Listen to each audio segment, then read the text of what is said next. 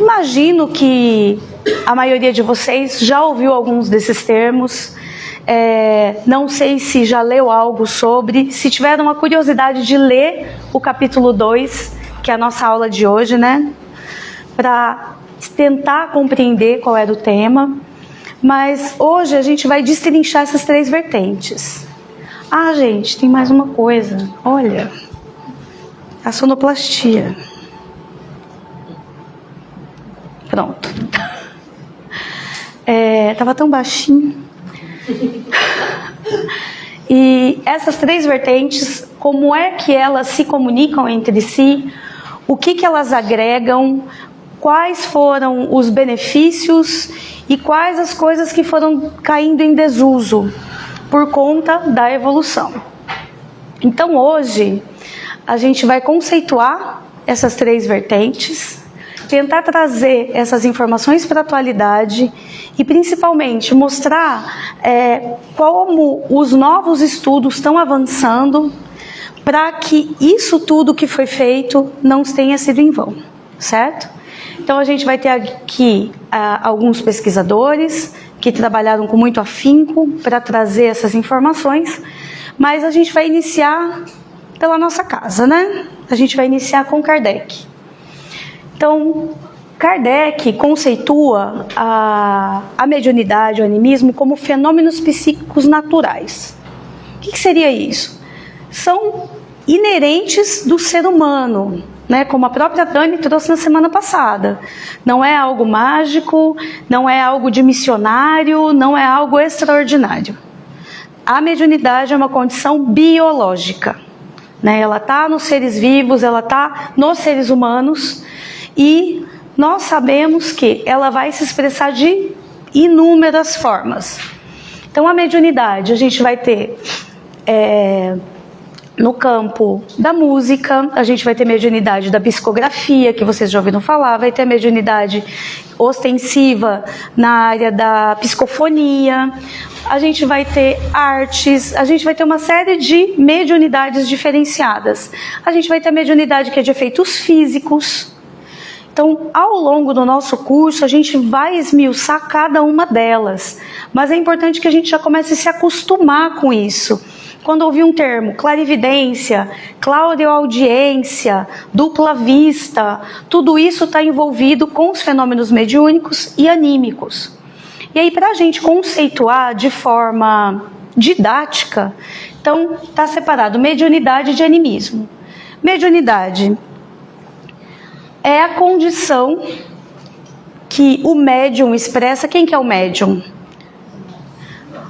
Médium somos nós. Os médiuns são aqueles que têm condição de dar comunicação com os espíritos. O médium ostensivo, como a gente classifica, é aquele que normalmente vai estar no trabalho mediúnico contínuo, vai ter a questão da psicografia, da psicofonia. Posso te pedir para sentar ali, ó? Ou aqui? Pronto. Vai trabalhar nessas questões da psicografia, da psicofonia mais diretamente. Mas isso não diminui a questão do médium, que é mais intuitivo, que não vai estar envolvido nessas atividades mediúnicas de uma casa espírita. Até porque a mediunidade não é exclusividade dos espíritas. É importante a gente sempre frisar isso. Quem deu o nome foi Kardec, mas as expressões mediúnicas, como vocês viram na aula passada, acontecem desde tempos remotos. Então, que a gente não perca isso de vista, para não achar que mediunidade está só na casa espírita, mediunidade é uma exclusividade dos espíritas, certo? A mediunidade está posta em todos os lugares, em todas as crenças, em todos os tempos, ok? O médium é um intermediário. Gente, ficou bom para vocês verem? Tá um pouco pixel, mas... Não, mas é porque você tá aqui perto pra gente. Ok. Tá parecendo Minecraft para mim. Aqui, ó. Então, o médium é o intermediário. É ele que vai fazer essa ponte entre essa inteligência externa, que são os espíritos, e a mente e a comunicação. Então, ele é esse meio que vai trazer essa comunicação para a materialidade. No animismo, a gente já tem essa questão. Animismo vem da palavra ânima, que é alma, né? Esse termo foi cunhado pelo Alexander Aksakov, um russo estudioso, filósofo, ele era diplomata, e ele também se interessou muito pelo estudo desses fenômenos psíquicos. Não foi só o cara, ele deu um nome de animismo, não.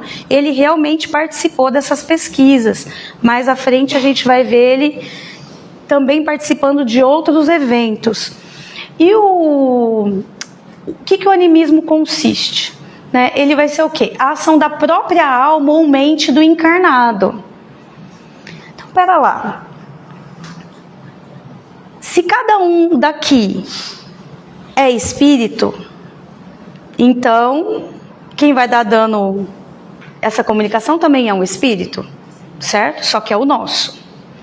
E não somente isso, muitas vezes a gente vê que os médiums iniciantes têm medo da questão do animismo, porque ele é dito que é uma fraude ou uma mistificação, eu estou falando de mim mesmo. Muitas vezes o médium, nesse processo anímico, está trazendo coisa de si, mas que precisa ser trazida à tona para ser trabalhada. E lembrar que essa é uma divisão didática.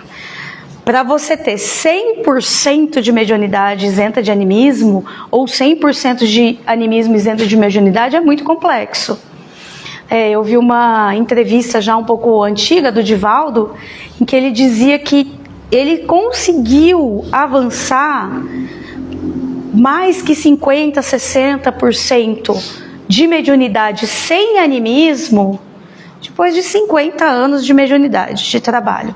Então, a gente precisa compreender que sempre vai ter uma cota nossa nesse processo.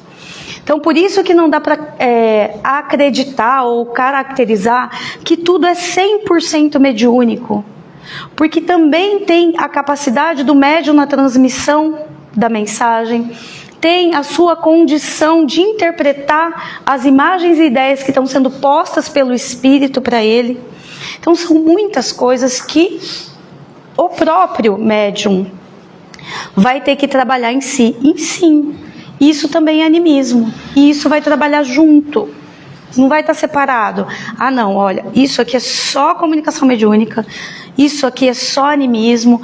Não, fulano é só anímico. Fulano ali, não consegue dar comunicação. Às vezes, num primeiro momento, não. Mas conforme ele for estabilizando, talvez ele consiga.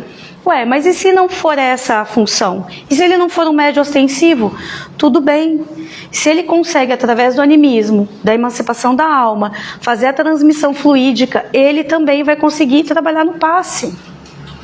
Então, é importante que a gente entenda que não tem o melhor e o pior, o mais importante e o menos importante. Que a gente entenda que essas coisas se mesclam, se misturam, e com o passar do tempo é que a gente vai ver diferenciação entre mediunidade e animismo. É com o tempo e com a experiência do médium que isso vai ficando mais refinado. Não é da noite para o dia, não é num curso de 1 ano e meio. A gente tem que ter isso muito claro, tá certo? Alguma questão? Vamos seguir então. Vou pegar uma água aqui.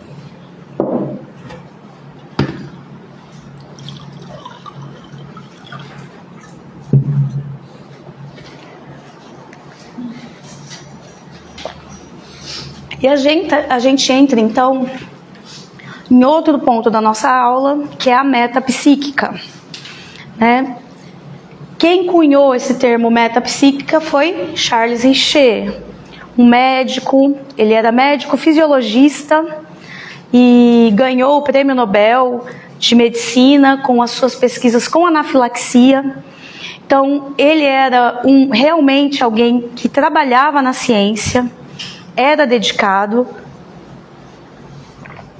e ele foi, não vou dizer seduzido, mas ele ficou incomodado com todos aqueles fenômenos que estavam acontecendo no final do século XIX, que é a época após Kardec, né? Kardec já tinha desencarnado nessa época, mas as coisas continuaram acontecendo. Vários espíritas começaram a fazer pesquisas e vários cientistas também. A ideia deles era muito clara: desmistificar o espiritismo, dizer que aquilo tudo era uma fraude. Então, muitos cientistas e pesquisadores se embrenharam nesta linha. Então, quando eles foram trabalhar os efeitos físicos, os efeitos inteligentes, que aí, termos cunhados por Kardec, né? O próprio Richer, ele se coloca contrário a essas nomenclaturas, e quando ele faz o seu tratado de metapsíquica, quando ele cria a metapsíquica, junto com o Instituto Internacional de Metapsíquica, ele muda as terminologias. Ele mudou o nome para descolar do espiritismo, mas a gente vai ver que as coisas são muito parecidas, porque ele está estudando os mesmos fenômenos. A diferença é que ele quer trazer isso para o âmbito laboratorial, ele quer trazer isso para a pesquisa científica. E à época a gente sabe que havia poucos recursos para esses testes. E nem todos os cientistas estavam assim, imbuídos da vontade de checar esses fatos. Era mais fácil simplesmente taxar de fraude ou de charlatanismo e abandonar. Mas ele não, ele foi em frente. E aí ele cria esse termo metapsíquica, e ele vai dividir a metapsíquica em duas áreas. A metapsíquica objetiva, que vai estar muito mais vinculada com os efeitos físicos. Inclusive, gente, no nosso livro tem um erro, tá? Então, onde tiver metapsíquica subjetiva, vai ter que trocar por objetiva. Está invertido, tá? Então, só para lembrar aí, para vocês fazerem essa anotação, porque é um erro de edição e ele continua saindo com o mesmo erro. A gente podia fazer uma nota para a FEB, né? A gente já notou isso há um tempão. Há um tempão a gente vem falando desse erro e a gente mesmo não manda correção. Então, a metapsíquica objetiva vai focar nos efeitos físicos. Quais seriam esses efeitos físicos? A movimentação de objetos, a materializações, suspensão das mesas. Lembra daquele o Kardec falava, as mesas girantes, as pancadas. Então ele vai trabalhar essas questões, ele vai investigar isso. E não somente ele, tá? É um grupo grande que se junta para fazer esses testes. Em relação à metapsíquica subjetiva, que ele colocou o termo de criptestesia, são os fenômenos inteligentes, que no caso dele, ele não quer falar que é um espírito. Ele quer falar o quê? Que é a própria potência da alma, que ainda não está bem estudada, e a gente não sabe esses limites da potencialidade do cérebro humano. Então ele não quer colocar isso na questão espiritual, né? Ele não quer que se misture com o misticismo, é esse o termo que ele utiliza. Ele quer sair dos misticismos. Então a ideia é trabalhar esses itens. Mas o que acontece com o Richer? Ele começa as suas pesquisas, faz o seu primeiro tratado, e ele começa a observar que essas coisas não são fraudulentas. Né? Um dos seus primeiros contatos foi com a médium Eusápia Paladino, e ela produzia realmente fenômenos físicos e também inteligentes. Então ele já começou a ver que não dava para dividir os indivíduos, porque o mesmo indivíduo às vezes tinha as duas capacidades. Então ela tinha todas essas capacidades nela, tanto de transmitir uma mensagem, falar do futuro, falar do passado, quanto fazer materializações, fazer movimentação de objetos à distância e produção de ectoplasma. Inclusive ectoplasma, que a gente já pensa, né? Nossa, ectoplasma, né? Lá atrás, 1892, Que isso, gente? Ectoplasma ele criou essa palavra, ele cunhou essa palavra para descrever o que era emanado desses médiums durante o processo de transe mediúnico. Então, ele, junto com César Lombroso, com Lodge, com Aksakov, formaram o Conselho... Nossa, gente, vou ter que colar. Vou colar. Colar não tá feio, vamos estudar. A Comissão de Milão, né, que é de outubro de 1892. Eles foram estudar Eusébio Palladino, certos de que eles iam desmascará-la, que eles iriam participar de um truque de mágica, e ficaram extremamente impressionados, né? Nesse experimento, principalmente, que os cientistas falaram, não, agora é com a gente, então eles colocaram ela naquela sala escura, como se fosse uma caixa, todas as luzes apagadas, com máquinas específicas à época, né, que era possível de tirar algum tipo de fotografia, porque esse material, esse ectoplasma, ele é muito sensível à luz, e eles amarraram suas mãos, inclusive o Richer numa mão, o Lombroso na outra, amarrado seus pés nas cadeiras, pisando em cima dos seus pés, para ter certeza que as cordas não estavam soltas. E o que aconteceu? Formaram-se outras mãos desse ectoplasma e tocavam neles, eles sentiam um toque quente de uma pessoa viva. Então eles ficaram extremamente impressionados ao ponto do Lombroso pedir desculpas oficiais de que ele era, né, convicto que aquilo tudo era mentira, ele não acreditava em absolutamente nada e que ele ia rever seus conceitos. Então a gente vê que num primeiro momento eles caíram do cavalo, né? Não deu para provar que aquilo não existia ou que era uma fraude. E esses estudos continuaram, né, não ficou parado ali. Tanto que na segunda edição do Tratado de Metapsíquica, do próprio Richer, ele fala o seguinte, que ele foi muito criticado, que em muitos momentos ele sentiu não só da comunidade científica, mas dos espíritas, né, então de todos os lados ficaram contrários a ele. Tanto os estudiosos quanto os espíritas, porque os espíritas não se conformavam que ele não aceitasse que aquilo era espiritual. E os cientistas não se conformavam de ver uma pesquisa focada em mesas que dançavam, em médiums que faziam espetáculos, porque esse foi o grande problema dessa época. Ao mesmo tempo que você tinha médiums sérios trabalhando, você tinha médiums que tinham capacidades psíquicas, mas eles usavam isso para ganhar dinheiro. E eram médiums. Ninguém está falando que eles não eram. Tinha os charlatões também? Tinha. Então tudo isso estava mesclado nesse momento. Então esses estudos vão continuar.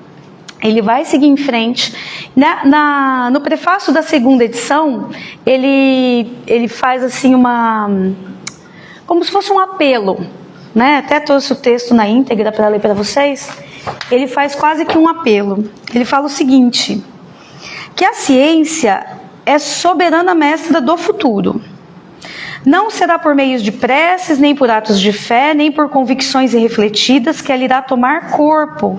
É unicamente por meio de investigações exatas e possíveis de serem multiplicadas. E sem receio de repetição, direi que é necessário ser também tão audacioso na hipótese como rigoroso na experimentação. O tratado de metapsíquica irá ter a sina comum. Ele irá logo ficar para trás e cair em desuso, porque os progressos dessa nova ciência serão rápidos. Então, o que ele acreditava? Que isso ia seguir. E ele queria que ficasse obsoleto o que ele pesquisou. Porque a ideia é que a ciência seguisse. Então você vê uma fala dele que bate muito com a fala de Kardec. Não é para parar na religião e na crendice ou em pequenos testes. É para seguir fazendo e fazendo isso de forma que possa ser multiplicado. Que essa é a base da ciência. todo experimento ele precisa ser possível repetido em outros lugares por outras pessoas e dar os mesmos resultados. Então ele se preocupava muito com isso e ele queria que outros pesquisadores seguissem o seu trabalho. Ele foi envelhecendo, a gente sabe que ele tinha contatos com alguns expoentes do espiritismo, como Bosano. Eles trocavam cartas, eles brigavam, um criticava o trabalho do outro, mas no fundo eram amigos. E o próprio Richer fala, no final da sua vida, que ele começou a ter dúvidas, né, se aquilo não tinha realmente uma inteligência terceira, mas ele nunca assumiu publicamente ter acreditado na doutrina dos espíritos. Então aqui eu trouxe para a gente ver, eu não estou vendo, espero que vocês vejam. Aqui, essas fotos são do arquivo do Instituto Internacional de Metapsíquica. Aqui é o Zapia Paladino, aqui é o Richer, aqui são os objetos voando, gente. Né, são os objetos em suspensão nos experimentos. Aqui você vê eles prendendo ela aqui, ó. O pé da mesa tá volitando, ele tá para cima, ficou muito ruim. Dá para ver que a mesa tá suspensa, né? E essa daqui é uma outra médium, Eva Carreni, que também tinha uma condição de produção de ectoplasma muito potente. Só que o que aconteceu com ela? Ela começou a se apresentar, né? Fazer apresentações e ela caiu para o Richer, ela caiu em desgraça, né? Porque ela deixou de ser experimento, né, científico, sério, e ela passou a ser mais um que estava explorando as pessoas com esses tipos de dons mediúnicos. E a metapsíquica acaba aí. Ela não tem continuidade, né? São poucos os que seguem fazendo algum tipo de pesquisa, e com a morte do Richer a gente vê que isso meio que para. Só que não é que para, ele se modifica, porque a gente vai ter um outro pesquisador com uma outra visão que vai trazer essas pesquisas do Richer para a atualidade dele, que é o Heine, Joseph Banks Heine. Ele é considerado o pai da parapsicologia. Ele vai fazer trabalhos nessa área a partir de 1927. Ele começa a trabalhar, então, com as pessoas que são consideradas paranormais. Então, ele vai fazer experimentos, ele tem experimentos com cartas, são umas cartas que têm símbolos diferenciados para que elas pudessem ser adivinhadas a longas distâncias, em laboratórios lacrados. Então, se fala muito que ele é aquela pessoa que trouxe os fenômenos realmente para dentro dos laboratórios. E ele funda, dentro da Universidade de Duke, nos Estados Unidos, um centro de estudos da parapsicologia. E da mesma forma que o Richer, ele vai criar sua própria terminologia. Aqui a gente vai ver que não se diferencia muito do que o Richer também nomeou. Só que ele vai avançar. Ele vai mais à frente. Por quê? Porque ele já está no século XX. Então já há uma mudança, já há um crescimento e uma evolução tecnológica nesse período. Então vai ter mudanças na forma com que ele vai pesquisar tudo isso. No caso dele, ele tinha grande interesse por telepatia. Então eles faziam testes com paranormais, cada um numa cidade, cada um num estado, cada um num país. E ele queria o quê? Que tentar validar que esses resultados fossem estatisticamente contados. Então ele vai trabalhar muito próximo da estatística, tentando fazer essa compilação de dados para que isso formasse realmente um corpo de tese, para que ele conseguisse provar que sim, esses eventos aconteciam, eles aconteciam por conta da mente do próprio paranormal. E aí, quando ele considera esses efeitos somente físicos, ele vai dar o nome de psicocinesia, que lá o Richer dava o nome de telecinesia. Então até o nome é parecido, né? Porque é a capacidade de movimentar objetos, fazer com que coisas num lugar à distância se movimentem ou aconteçam. Ele vai trabalhar em outras frentes, né? Porque ele quer fazer o teste ao extremo, ele quer realmente saber se aquilo é produzido, se aquilo não é, como se diz, falseado, se aquilo ali não está havendo qualquer tipo de truque. Então ele realmente isola esses paranormais e vai trabalhar com eles por bastante tempo. No caso eu sempre aperto o botão errado. No caso da psicocinesia, ele vai trabalhar com mais termos. Então ele vai falar do macro e do micro. Então quando ele vai falar do macro psicocinesia, é quando há movimentação de um objeto no ambiente. Por exemplo, um jarro de água que caminha em cima da mesa, o paranormal está lá, sei lá, em São Paulo, movimentando esse jarro de água. Esse é o macro psicocinesia. A micropsicocinesia é a ação desse paranormal a nível atômico. Então, é como se ele conseguisse aquecer a água que está dentro da jarra, da onde ele estivesse. Então, esses são meios de pesquisa que ele faz e ele consegue bons resultados, né? A telepatia, em alguns momentos, ela foi pensada até como arma, né? Até a Dani falou da questão da Guerra Fria, que ela consegue até contextualizar muito melhor do que eu. Imaginem, num período de guerra, você ter pessoas que consigam se comunicar à distância sem telefone, sem celular, sem telégrafo, só com a mente. Né? A gente vê isso nos filmes de super-herói, a gente vê isso no cinema o tempo todo. Não à toa. Né, porque há realmente um interesse nesse desenvolvimento dessas habilidades, que seriam os super soldados. No caso dos fenômenos que a gente classifica na mediunidade como inteligentes e na metapsíquica como efeito subjetivo, metapsíquica subjetiva, vão estar aqui como percepção extrasensorial, que vai ser então a telepatia, a clarividência, que é a condição de ver, a clareaudiência, a condição de ouvir, mas não o som emitido, e a pré-cognição e a retrocognição, que seria o conhecimento do futuro, o conhecimento do passado. Uma coisa que ele separa aqui, para a gente conseguir até compreender um pouquinho dessas terminologias, para facilitar, se a gente colocar ele em termos vetoriais. Então, quando a gente tem os fenômenos psicocinéticos, que são os fenômenos físicos, ele é de dentro para fora. Então, ele está sendo provocado pela mente, ou pela alma, ou pela emancipação da alma daquele paranormal. Certo? Então ele é de dentro para fora. Quando a gente tem a percepção extrasensorial, o nome já diz, é extrasensorial. São percepções que você vai ter, que vão vir de fora, que o mundo vai te impactar, porém, sem a ação dos 5 sentidos.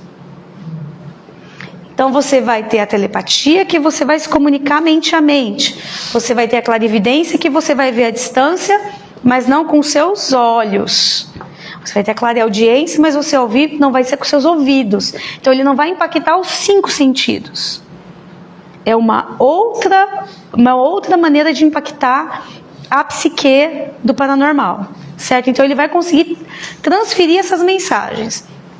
Um exemplo do que era feito por ele, nessas cartas que ele utilizava nos treinamentos, era realmente colocar um paranormal numa cidade, o outro em outra, e havia a sequência de cartas que ele apresentava dentro do laboratório para um paranormal, e esse aqui transmitia telepaticamente para o que estava à distância. E quando o de lá colocava na sequência as cartas que ele estava recebendo telepaticamente, depois eles faziam a comparação desses dados. Então, por isso que fala que ele trabalhou muito com a estatística, ele realmente queria ver isso em números. Mas a gente sabe que ele conseguiu em torno de 20%, no máximo 25% de médias de acertos. Então, quando a gente traz para esse patamar, aí você não consegue provar por A mais B para a comunidade científica que isso é um efeito patente. Por quê? Talvez a metodologia não tivesse adequada, talvez o que ele estivesse tentando provar não fosse o ideal naquele momento, né? O que ele estava tentando usar desses paranormais também. Então, você vê que isso também, aos poucos, vai mudando. Então, eu coloquei duas tabelinhas aqui para a gente só frisar isso. Então, ele separa também esses fenômenos em fenômenos psi, né? O fenômeno psi-gama, que ele coloca aqui, vai ser a captação de informações além dos 5 sentidos, e que na doutrina espírita, como a gente falou, são os efeitos intelectuais ou efeitos inteligentes. O psicapa, que seria a ação direta da mente sobre a matéria, que é o que eu expliquei para vocês aqui. Mover o jarro, aquecer a água dentro do jarro, é a ação do paranormal em cima da matéria. Seria o que a gente conhece por efeitos físicos, dentro da doutrina espírita. E o psiteta, né, que é o que aqui ele fala que são os fenômenos com indícios de intervenção espiritual. Porque ele não queria falar que isso era certo. Há indícios. Então ele para nesse momento aqui, há indícios de intervenção espiritual. E é o que a gente trabalha como mediunidade dentro do espiritismo. Então, essa divisão que ele faz, também relacionada com as ondas cerebrais, vai mostrar para a gente o quê? Que há um avanço no meio de pesquisar, na forma com que ele levanta esses dados, mas ainda falta muita coisa. Ainda falta um longo caminho a seguir para que a ciência comece a desvendar tudo isso.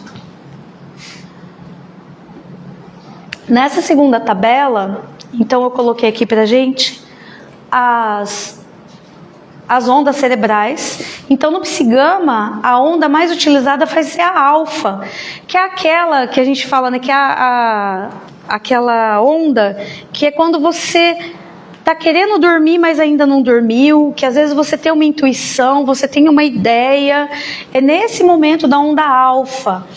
Então, o estado mental do médium é de relaxamento e intuição, porque vai silenciar o mundo externo para tentar captar os pensamentos externos dessa inteligência extracorpórea.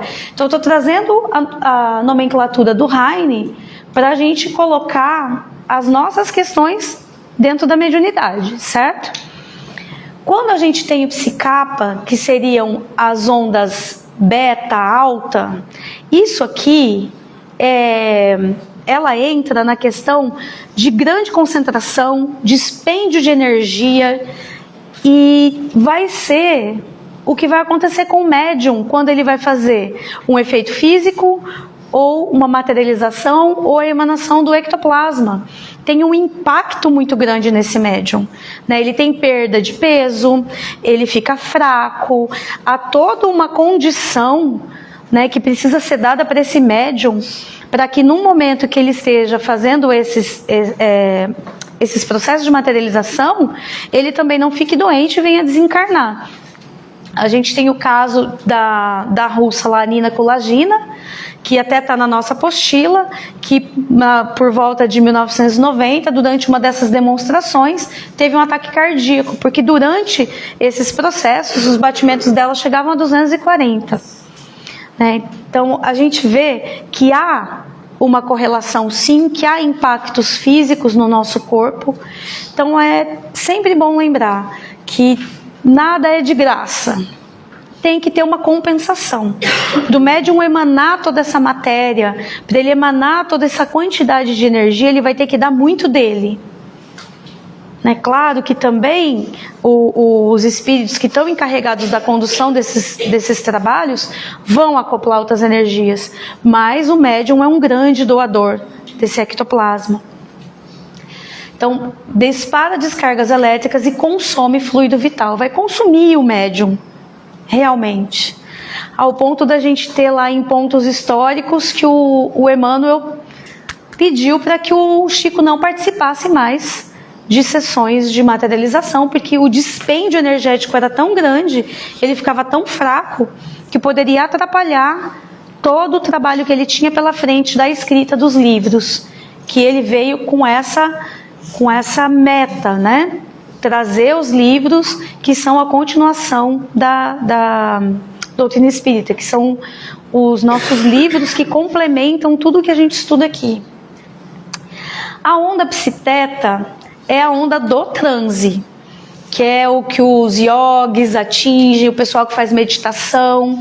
E no transe mediúnico, ela é a onda mais comum, que ela vai desacelerar a vigília e vai permitir o acesso do espírito a essa inteligência, que é a inteligência do médium. Porque essa conexão, gente, nós estamos começando aqui no curso, às vezes eu esqueço, eu vou falando como se a gente estivesse falando já com vocês há muito tempo.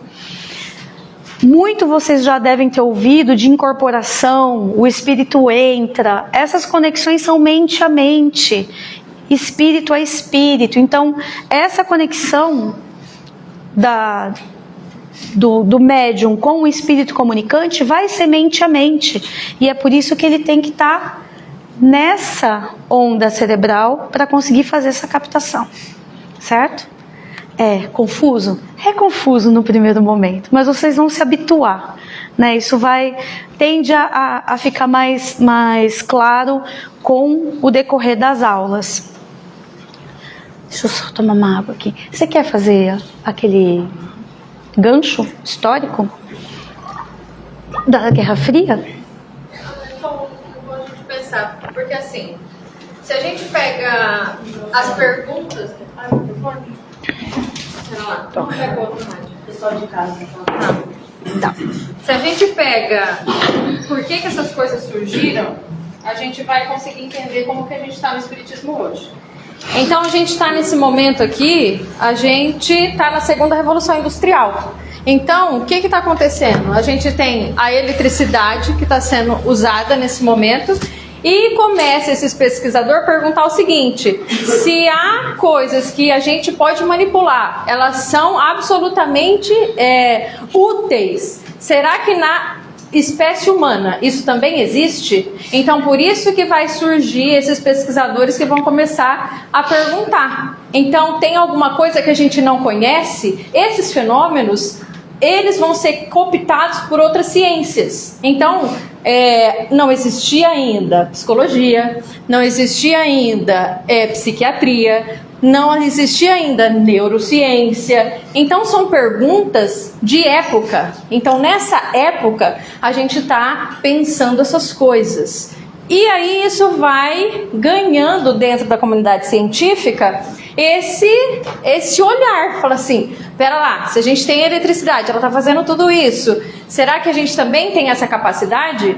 E aí a gente vai ver que esses estudos eles vão ser fomentados, principalmente depois da Segunda Guerra Mundial, que aí a gente já começa a entrar na terceira revolução quase industrial, né, que é mais moderna, mas a gente ainda está na segunda revolução industrial, e a gente vai ver o quê? Aquela corrida armamentista espacial. Então, quando a Rússia lança o Sputnik, o que eles vão pensar? Fala assim, meu Deus, pensar quem? Né? Estados Unidos que vai fazer esse mundo bipolar, vai falar assim, nossa, então a gente tem que correr atrás do prejuízo, e eles lançam o programa Stargate. E aí o que eles vão fazer? Vamos estudar essas coisas. Então quando a Nina está sendo estudada lá na Rússia, nos Estados Unidos eles estão metendo dinheiro aí. Para quê? Para falar assim, vamos achar uma arma. Então, a questão, gente, sempre vai ser o que está movendo as nossas perguntas e para onde ela está sendo manipulada por conta do consumo. O que a gente pode fazer com isso? Então, quando eu estava comentando da Guerra Fria, era nesse sentido,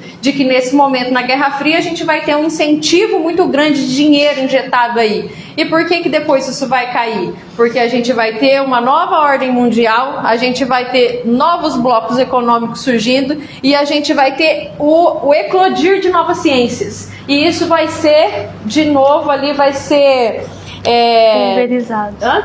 pulverizado nas outras ciências. Então a gente vai ter a antropologia social, a gente vai ter a psicologia social, a gente vai ter a psiquiatria. Então todas essas coisas aqui, elas vão migrando. Assim como a alquimia, lembra da alquimia? Quando a gente tinha alquimia, ela não desaparece. O que acontece com ela? Ela vai dar berço para novas ciências. Então a química sai da alquimia, a metalurgia sai da alquimia, a farmacologia sai da alquimia. Mas emergir tudo isso, né?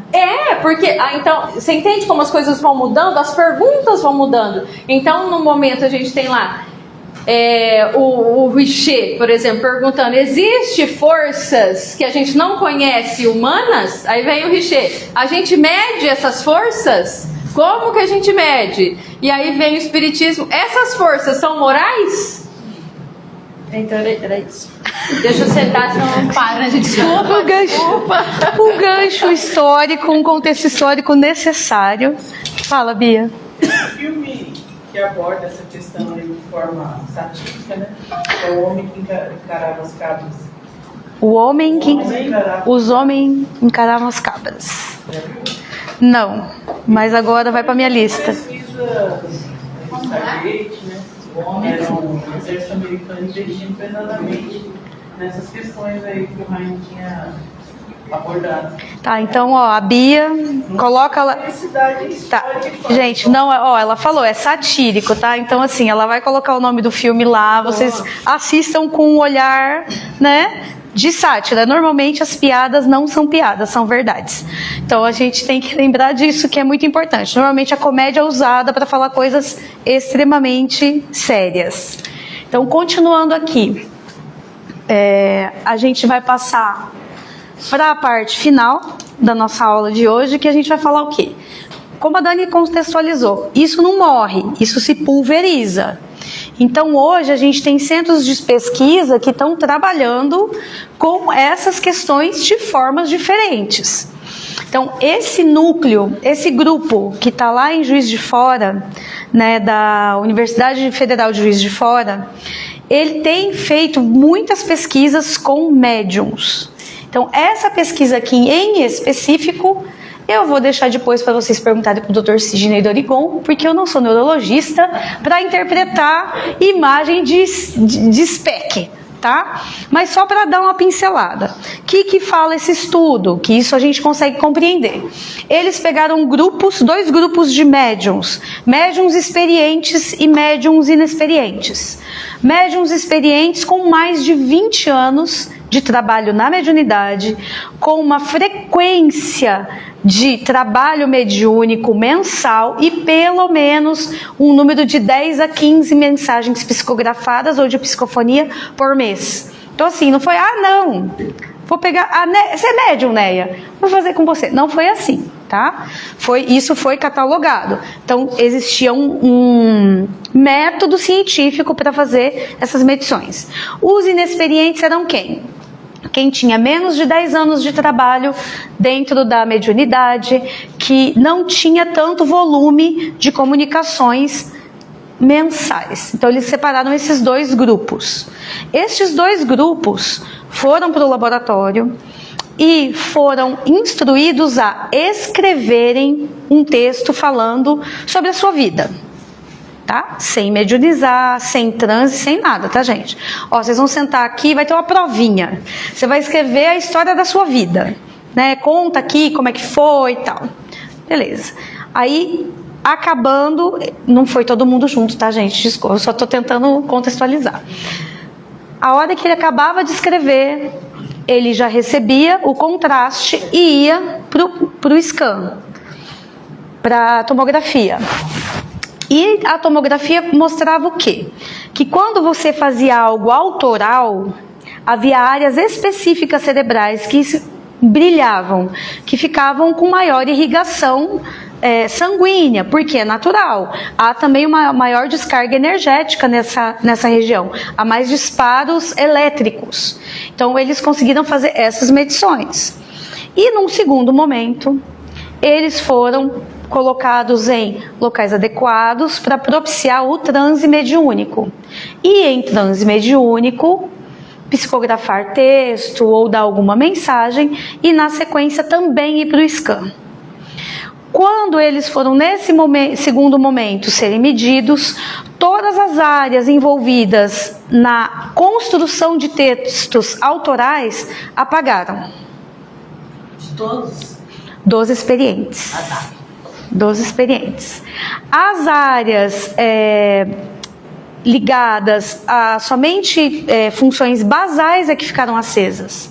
Então é como se o médium estivesse ali só em estado basal, dando condição para uma inteligência extracorpórea se comunicar, certo?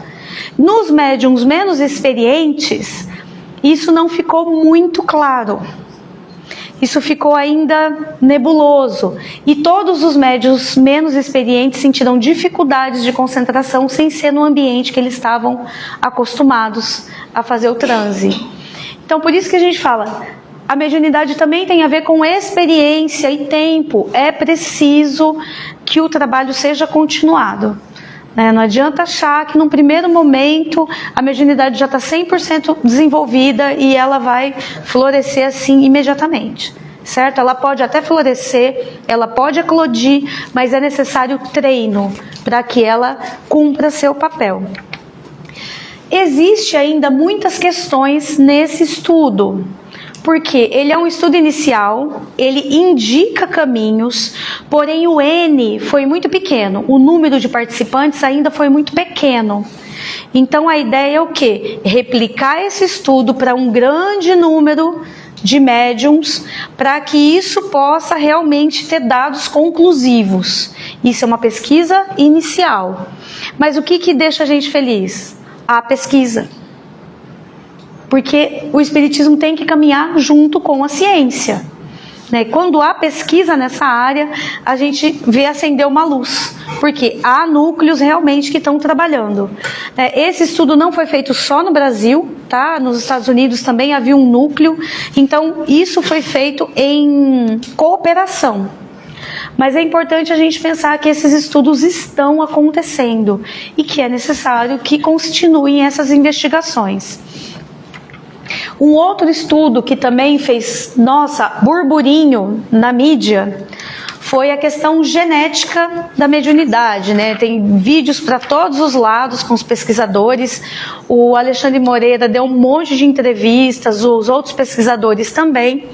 Então, eles falaram o seguinte, que eles pesquisaram médiums, fizeram o mapeamento genético de médiums e seus parentes de primeiro grau não médiums.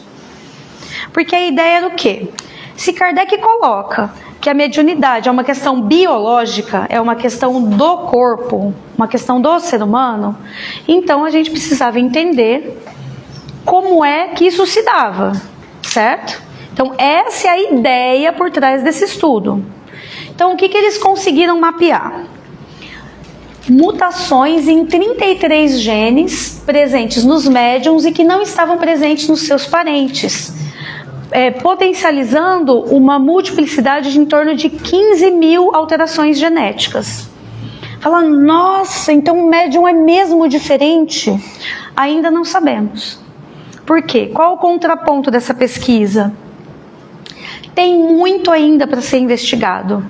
A gente que trabalha próximo de DNA, que vê os estudos de DNA, como eles funcionam, o DNA não é igual o CSI, gente. Que você joga um negocinho lá dentro, Cris? Você joga um negocinho lá dentro, sai o mapeamento genético, brilha lá na tela, tudo. Não é assim. Não é assim que funciona. Pronto, podem ficar desiludidos. Não é. Não é. Então, o que normalmente a gente consegue em testes de DNA? Exclusão, não confirmação. Então, o que esse estudo direciona? Os que contestam esse estudo falam que ele é tendencioso, que ele criou uma ilusão na comunidade espírita que todo médium tem uma alteração, uma mutação genética. É um X-Men, Nossa, ficou todo mundo empolgado. Mas tem que ter um pé no freio. Da mesma forma que nos estudos com o SPEC, com os médiums, é preciso que haja um número maior de médiums sendo testados e que isso possa ser extrapolado para a população em geral. Porque foi estudado uma quantidade pequena de médiums, uma quantidade pequena de parentes de primeiro grau que não apresentavam mediunidade. Então isso, em alguns casos, pode ser tendencioso. Por isso a importância de replicar. Por isso que eu gosto daquele texto do Richer. Ele fala, os ensaios precisam ser replicáveis. É preciso replicar os estudos em vários locais do mundo, com pessoas e médiums diferentes. E se isso se comprovar, incrível. Acho maravilhoso, mas hoje isso não está muito distante da variabilidade genética natural dentro de uma própria família. Então quem trabalha com DNA sabe que dentro de uma própria família você tem essa possibilidade de variação genética. Não quero desanimar ninguém, não quero invalidar o estudo, eu acho que ele é extremamente válido, porque ele abre novas fronteiras de pensamento. E ele foi publicado no Jornal Brasileiro de Psiquiatria, ele não foi publicado, sei lá, no Pasquim da esquina, que é de papel, né, do pessoal que igual entrega o papelzinho de quem lê Búzios. Não é, foi num jornal científico sério. Então isso dá pra gente muita alegria de ver que esses estudos continuam acontecendo. Comi o tempo. Gente, para concluir, não dá para fazer ciência sem ética. Não tem como a gente querer trabalhar a questão mediúnica sem estar ancorado no Evangelho de Jesus. É tanto que a Dani vai fazer o gancho aí da nossa segunda parte com o Evangelho. Com que a gente não esqueça que qualquer pessoa pode expressar mediunidade e animismo. Isso independe de caráter. Tanto que a gente viu que pesquisas foram paralisadas por conta dessas questões de caráter de muitos dos que estavam sendo estudados. E que ter a faculdade é biologia. Usar para o bem é uma responsabilidade, um compromisso nosso. Não chamo nem de missão. Porque normalmente quem recebe a mediunidade precisa reparar coisas do passado. Então é importante que a gente tenha isso muito claro em mente. A partir do momento que a gente se conhece e entende que tem uma mediunidade ali latente, entende que isso pode ser trabalhado, que essa mediunidade não esteja desvinculada da moral e da ética de Jesus. Certo? Alguma dúvida? Ai não, que bom! Vou deixar vocês com a Dani, com a segunda parte. Eu sei que esse é um material bem técnico. Tudo que tem aqui, tem um pouco no material de vocês, tem um pouco de pesquisa extra.